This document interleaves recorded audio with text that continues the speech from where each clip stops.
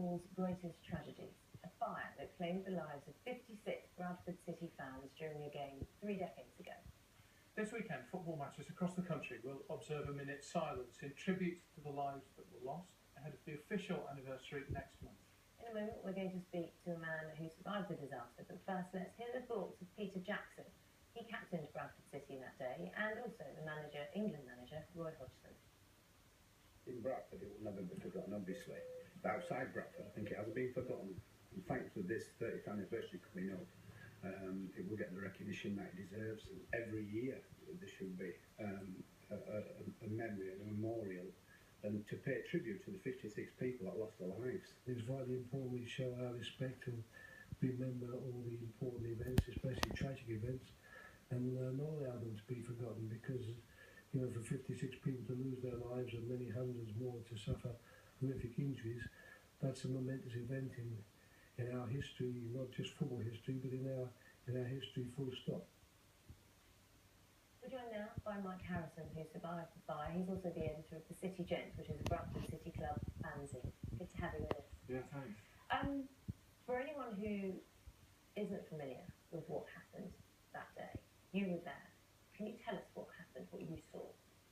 Well, yeah, when you say I survived, yeah, I mean, fortunately, that particular week, I was in this stand opposite. The week before, I actually sat in that stand, more or less in the same place where that fire started. But I was in the opposite side. But honestly, it's 30 years ago. It's still etched on my mind. And certainly. I mean, this is an infirmary that we saw here, and people were in those stands, and as you said, you were on the opposite side. How was it dealt with, and until as you saw the reaction of people who realised this tragedy that was unfurling? I mean, at first, people didn't seem to take much notice of it, or didn't seem to take it seriously. Then, of course, as the fire took hold very, very quickly, and famously, you know, from start to finish, when it really took hold, it took just 4 minutes before we saw some real awful pictures. And obviously you're witnessing people just scrambling, just desperate to try and get out. And I know people that were nearer to the pitch were trying to obviously help them out. And real scenes of heroism on that day, for sure. But I mean, I know as a 23-year-old now, you know, looking back as I was then, that it's just an awful tragedy to witness. And at times, I just had to face the other way. I just couldn't watch it any longer because it was just so traumatic. You just can't, you know, we go to games to watch a football match. You do not expect that sort of thing to happen. And it came at a time, didn't it, just 4 years before Hillsborough, which of course is very much in the public consciousness in the last few years with the new inquests and the independent panel report. I wouldn't want to say it's been forgotten, the Bradford fire, but has it faded in people's memories? I'm sure not in Bradford. But No. And in Bradford, we've always done our own thing. We've all been very private. Everybody meets May 11th, Centenary Square, 11 o'clock, and we remember, and we try and, you know, see where we are a year on.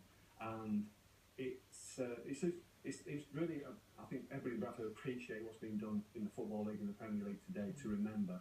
And there's a whole new generation, we're talking 30 years now, there's lots of people that just no concept of what happened. And where I was trying to go with that was these tragedies happened in quick succession and brought about a massive change in the way that stadia are now built, and when you go to games now, the grounds you go to it's so much more safer now. And I remember at the time lots of other football fans obviously helping out, and lots of football clubs had wooden stands, and they always say, you know, there but for the grace of God, it could have been us, our team, we could have been in that situation. It had to be at Bradford, and it's a tragedy and awful things happened, but things improved afterwards. And football, obviously, as you say, Hillsborough 4 years later, football is a lot safer to go to now, and it's quite hard to imagine what it was like in the 80s, because although we didn't imagine it was that dangerous, but these things happened, and we've learned from it, and that's what's all about, you know, this 30th anniversary in the future.